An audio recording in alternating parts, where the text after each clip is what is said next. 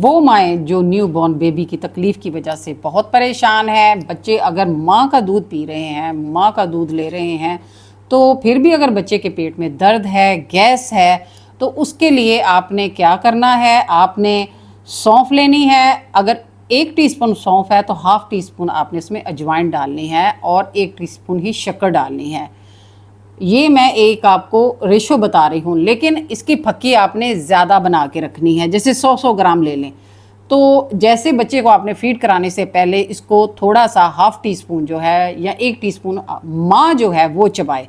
इसमें क्योंकि mother feed पे बच्चा है, बच्चे को दवाई की ज़रूरत नहीं है, माँ को ज़रूरत है कि वो ये चीज़ें खाए। इससे ना सिर्फ बच्चा ठीक रहेगा बल्कि माँ का पेट भी ठीक रहेगा।